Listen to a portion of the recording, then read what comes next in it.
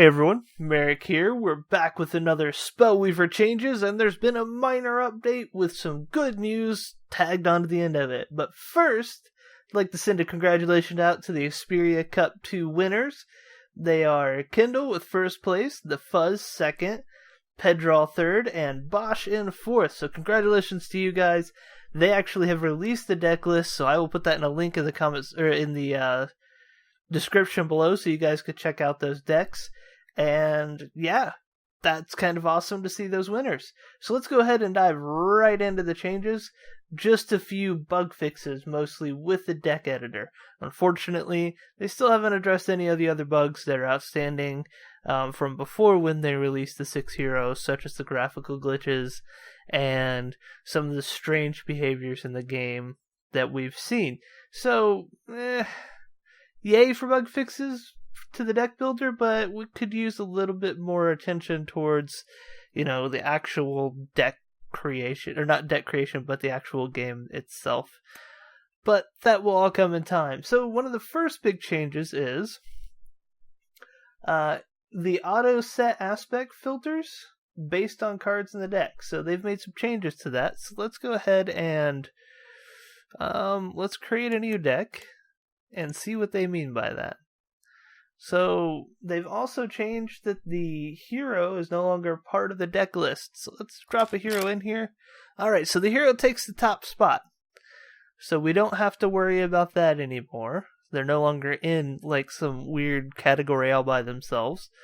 Let's see. Auto set aspect filters based on cards in the deck. Okay, so if I drop a Dominion card in here,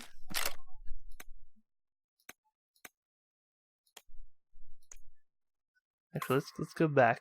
Okay. Let's go to this deck. Let's edit it. Alright, cool. So it keeps the features, or the aspects that you're using. So this is an order nature. We no longer see all of the aspects that we had. It now just shows us the aspects that we need, which is nice, because now we can just get down to business without having to do a whole bunch of silliness. Alright, let's take Devious Plot out. Let's take Hermelion out. And let's go ahead and test out the next thing. So the next thing is creating a new deck and clicking back does not save an empty deck. About damn time. That was the stupidest thing to have happen. It's just these empty decks dangling out there when you come into play with, say, looking at your heroes or just checking things. Just testing, and then you empty it and go back. So we go back. We no longer have an empty dangler. Oh, that's so nice. Keeps my deck list very clean. And it makes deck building a little bit easier.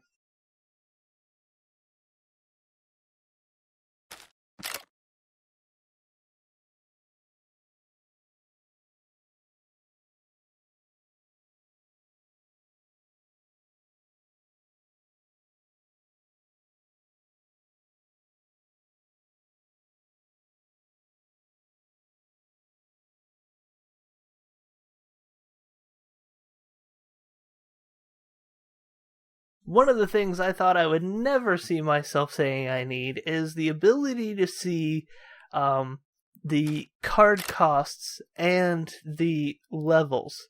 So like if I drop a bunch of Steelhost Spearmen in here and a Touch of Light and an Unbreakable Spirit, I would like to see, one, how many cards of a certain mana level do I have in there, and then how many cards of a certain shrine level do I have in there. So level 2, level 3, 4, so on and so forth.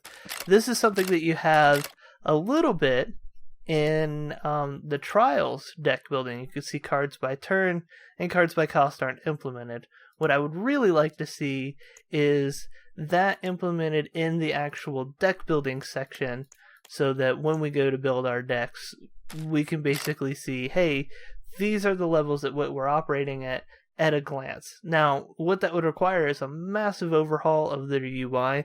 They don't really have the room for that on screen yet, so I'm not sure what they're going to do about that. I imagine that closer to when they roll out the full version of the game, something like that will happen, because like I said, it's going to be a massive overhaul of the UI system. Alright, well that's about it for these changes. There weren't a lot of them, But the good news is next week's patch is going to be chock full of all sorts of balance changes, and I can't wait to get my hands on those patch notes so that we can go over them and take a look at them. So the final thing is I want to ask you guys a question. I've been playing Spellweaver for quite a bit. I think there's over 100, maybe more episodes on my channel. I haven't actually looked at the total number. There's a lot of Spellweaver. I'm actually interested in trying out a couple of other card games, and I'm looking at Hearthstone because it's another free one that I can quickly get into. Let me know in the comment section below if you guys would be interested in seeing me learn how to play Hearthstone.